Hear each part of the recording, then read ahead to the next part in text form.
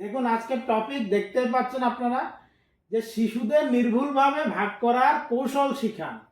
মানে আপনি যে ভাগ শেখাচ্ছেন আসলে সেটা কতটুকু সঠিক মিলিয়ে দেখুন একবার, সেটাকে এটার সঙ্গে মিলছে কিনা। আমি যেভাবে এখন নিয়মটা বলবো আপনারা যদি এভাবে ফলো করান তাহলে ওদের এই ভাগগুলোতে আর সমস্যা হবে না, ক্যালকুলেটর ইউজ করতে হবে না। আমি একটা কথাই বলবো, যারা ছেলে মেয়েদেরকে এখনই ক্যালকুলেটর দিচ্ছেন হাতে, ধরুন আপনারা আপনাদের ছেলে মেয়েদের জীবন অন্ধকারের দিকে ধাবিত করছেন। এবার কেন বলছি কথাটা, কারণ ছোট ছোট ভাগ গুণ এগুলো করার ক্ষেত্রে আমাদের দেখা যায় মানে বিশাল রকমের প্রবলেম হয়। সেটার কারণ কি? সেটার কারণ একটাই, যে আমরা ছোটবেলা থেকে ক্যালকুলেটর দিয়েছি ওদের। ওরা মোবাইল দেখছে বেশ ভালো কথা, এন্টারটেনমেন্ট করছে ভালো কথা, কিন্তু যতক্ষণ সে পড়ার বাইরে আছে ততক্ষণ পড়াতে গিয়ে কোনো মোবাইল নয়, কোনো ক্যালকুলেটর নয়, হাতে কলমে ওকে শেখান, তাহলে ও ভালোভাবে কিন্তু শিখতে পারবে। আর কিছু শেখার আগে যদি শর্ট টেকনিকে চলে যাই তাহলে কিন্তু সেখানে শেখাটা আর স্বয়ংসম্পূর্ণ হয় না। ঠিক আছে, তাহলে দেখুন কিভাবে আমরা ভাগটা করছি। 5 দিয়ে প্রথমে আমি ভাগ করার সময় দেখব এখান থেকে আমি একটা সংখ্যা নেব। তো এখান থেকে একটা যখন সংখ্যা নিলাম, এখানে আছে কি 2, 2তে 5 থেকে ছোট ভাগ যাবে না, তখন আমাকে দুটো নিতে হবে। এবার হয়ে গেল 20। এবার 20-এর মধ্যে 5 কবার যাচ্ছে? 4 বার দিলাম, 4 5-এ 20 এখানে আসলো। এখান থেকে যখন আমরা মাইনাস করলাম 0 0 পেলাম, মানে 20 থেকে 20 চলে গেলে 0।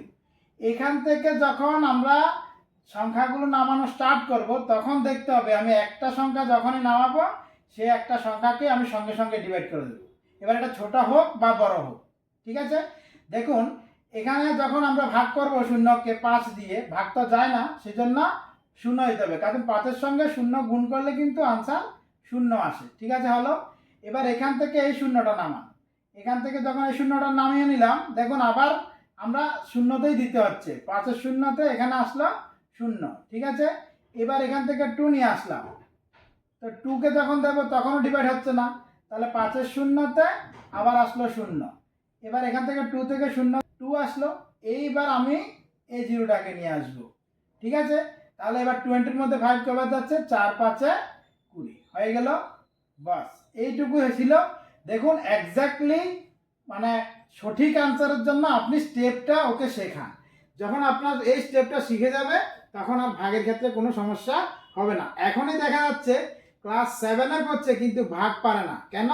কারণ ওই একটাই কারণ, মোবাইল, ক্যালকুলেটর এগুলোর থেকেই ওর ব্রেনটা হ্যাং হয়ে যাচ্ছে দিন দিন। ঠিক আছে, দেখুন আপনি যখন এই ভাগটা করতে যাবেন তখন দেখুন এখান থেকে 3 আমি ফার্স্ট নিতে হবে।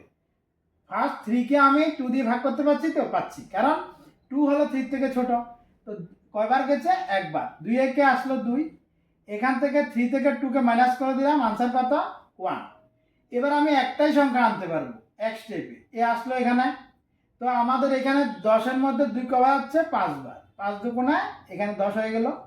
এবার এখান থেকে আমি 0 নামালাম, এই শূন্যটা আসলো।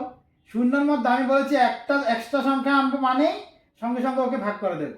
তো 0-এর মধ্যে 2 যদি ভাগ করি তাহলে 0 বারই দিতে হবে, হয়ে গেল। এবার এখান থেকে এই শূন্যটা নিয়ে আসলাম, সরি 2টা। তো 2 যখন আসলো, এবার 2-এর মধ্যে 2 কয়বার যাচ্ছে? একবার যাচ্ছে, তো একবার দিলাম, 2 1 যা 2। এবার এখান থেকে যখন বিয়োগ করলাম 0, কিন্তু এখানে আরেকটা শূন্য বাকি আছে, এটাকেও নিয়ে আসো, আর 0-তে 0।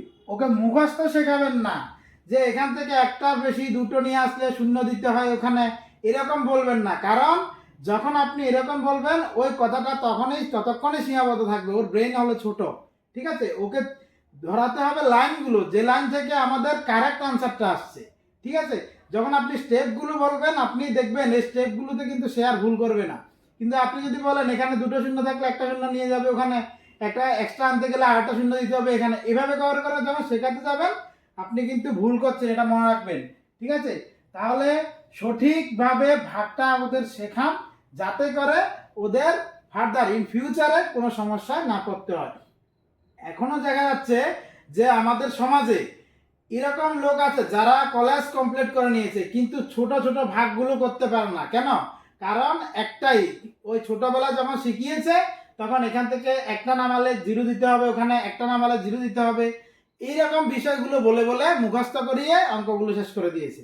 ঠিক আছে, তো স্টেপগুলো শেখান যাতে ভুল না করে। ধন্যবাদ সবাইকে, নমস্কার।